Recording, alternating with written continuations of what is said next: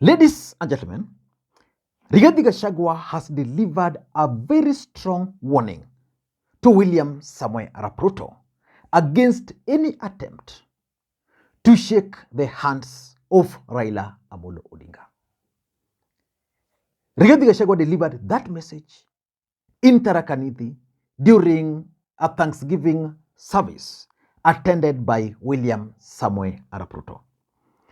And later, again in the evening, Rigathi Gachagua was interviewed by several media houses, and he repeated the same. So in this video, I want us to look at why Rigathi Gachagua issued that strong warning to William Ruto. Because in politics, nothing happens out of mere coincidence. Everything in politics is normally well planned, well scripted, and executed to achieve a specific political objective. What was the objective of Rigathi Gachagua's warning to William Samoei Arap Ruto? Before we get into all those, in case you are watching this channel for the first time, please take a second or two, click that subscribe button so that next time we produce a video like this, YouTube will automatically notify you. And to the subscribers, I want to continue thanking you guys for your continued support, because without that support, this channel cannot be where it is now. Let us get to serious business. Earlier today, Rigathi Gachagua, William Ruto, and several Kenya Kwanza leaders were in Tharaka Nithi. And they addressed their supporters on several issues. But while in Nairobi, Johnson Sakaja also addressed the issue of William Ruto talking to Raila Odinga. And Johnson Sakaja was very clear in his mind that Ruto and Raila should actually talk, and that there are certain elements within Kenya Kwanza government who are not keen on unity of the republic. And then Rigathi actually responded. So in my view, Rigathi Gachagua's warning to Ruto was because of the following reasons. Number one, Rigathi Gachagua was actually responding to Johnson Sakaja, because Johnson Sakaja has very close working relationship with Musalia Mudavadi. And most Kenyans have concluded that William Ruto is actually elevating Musalia Mudavadi. So when Sakaja talked of Uhuru talking with Raila, I don't think Rigathi took it lightly. But you must acknowledge all leaders. You must be able to hear what are the legitimate concerns. In very tough times, even from the time of President Moi, decisions have been made that are bigger than an individual. This country is bigger than any one person. This is our country, all of us, and everyone must be made to feel as Kenyan as the other person. The politics of exclusion are not the politics of Kenya Kwanza. Kenya Kwanza's politics and leadership is politics of inclusion, and I know that is what the president stands for. Despite him being, there are people who are, because they're afraid. I don't know why they're afraid of unity. The Bible says, blessed are the peacemakers. And that is what we want in our country. Just pay very close attention to what Rigathi is saying here. No, atuuzie huyu rais uoga, ati awaite, ati waletwe wa handshake. Hiyo mnaweza kubali? Rais hako hapo, acha asikie. Mnaweza kubali?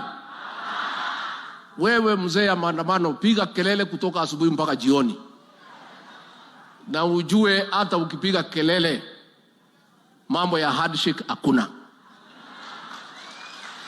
Na hata ukijaribu kuletewa mlango ya nyuma kwa rais, mimi niko pale kwa hiyo compound nasunguka hapo.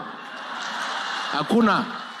Wewe ukae huko, tukupatie kiti, ukasane na sisi. Umesikia? Hata ukijaribu kuletewa na mlango ya nyuma. So who is he referring to? And in his speech, he was very clear that Rais umesikia. So for me, I tend to think that Rigathi was actually responding to an earlier statement by Johnson Sakaja.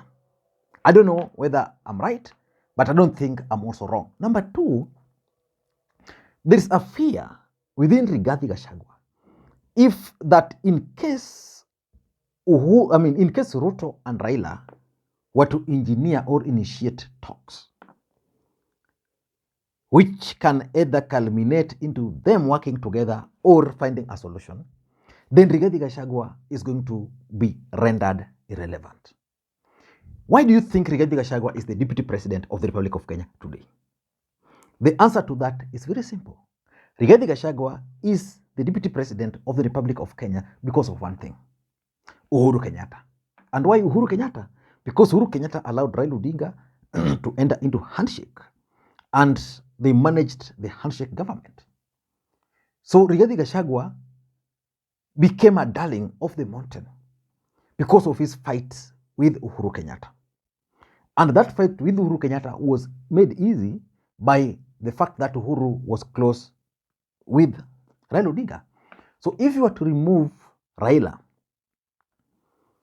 factor and make him work with Ruto, maybe Uhuru work with Ruto, do you think Rigathi Gachagua will have any relevance as far as national politics is concerned?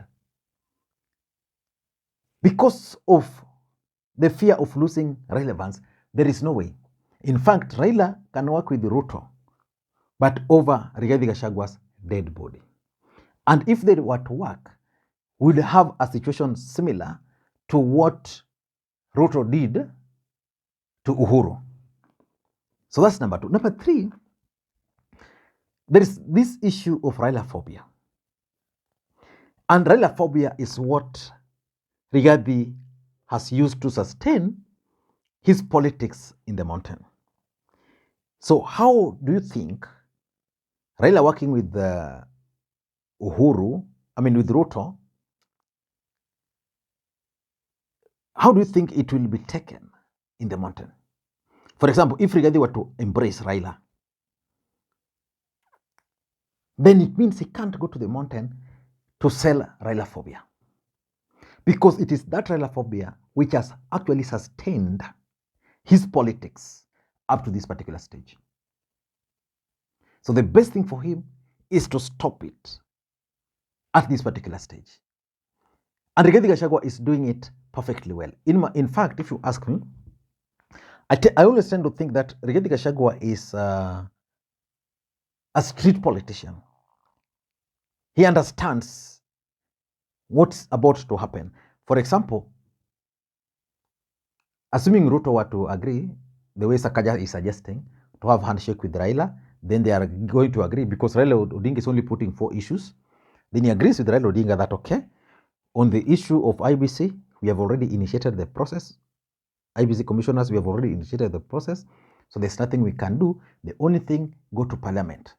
Then I can rally my MPs, you rally your MPs to make amendment.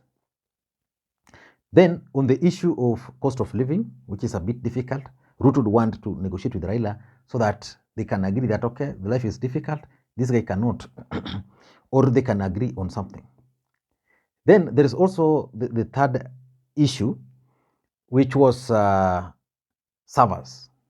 That let us not open the servers, because if we open them, we are going to open more can of worms. So let's not open them. So William Ruto can agree on these three issues. But what about Rigathi Gachagua?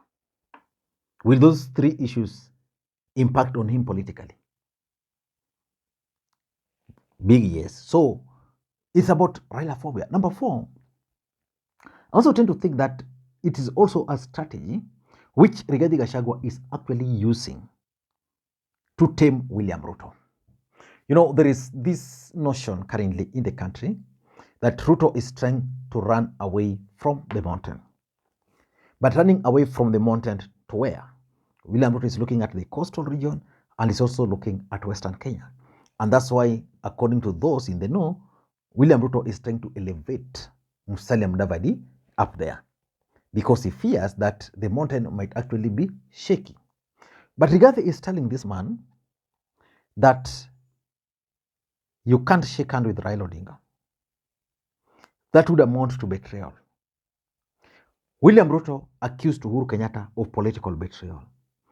If you were to shake hands with Raila Odinga, it would also mean betraying Rigathi Gachagua. Just like Rigathi Gachagua and the group made Mount Kenya believe that it is Ruto who made Uhuru the president, the mountain also believes that it is Rigathi or the mountain which made Ruto the president. So it will be a betrayal.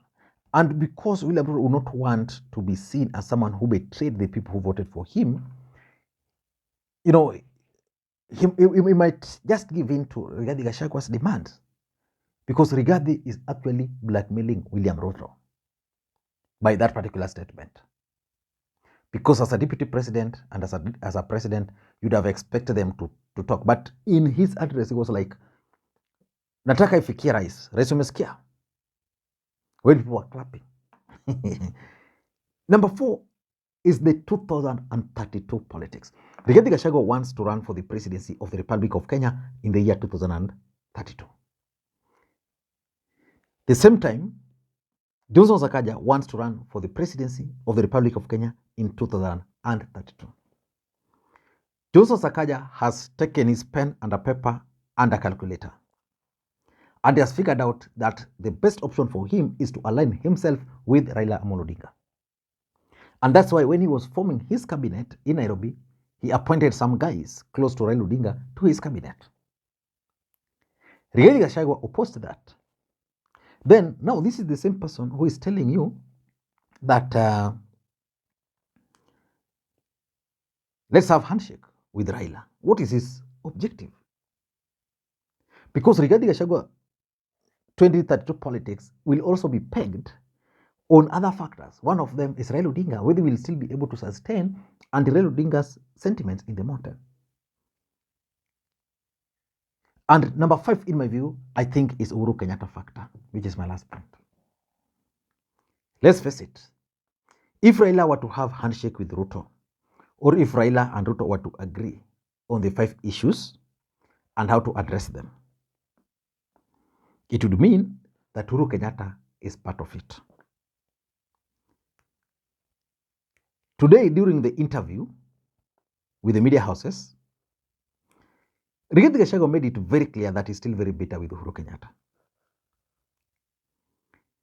Anything which will bring Raila Odinga to the table automatically brings Uhuru Kenyatta to the table. So for me, if you ask me, it's going to be a very tall order,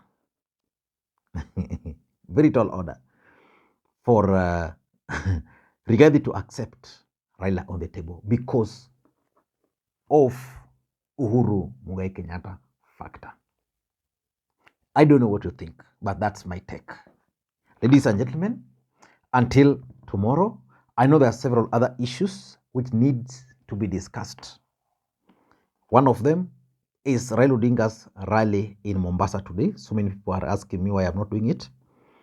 The other one is Rigathi Gachagua's interview today, why he actually called it. And I think I have ideas on why he called that interview. So let us meet tomorrow. And by the way, I want to thank you guys so much for your support in the past few weeks. I'm seeing most people are now coming back again. You know, after that election, when Raila Odinga lost, so many people on this channel became very bitter. And before that, we even started live shows, which we had to stop. On Friday, we had our live show, which was good. Again, we are going to have it again on Friday. So for those who missed it, you can have a date with it.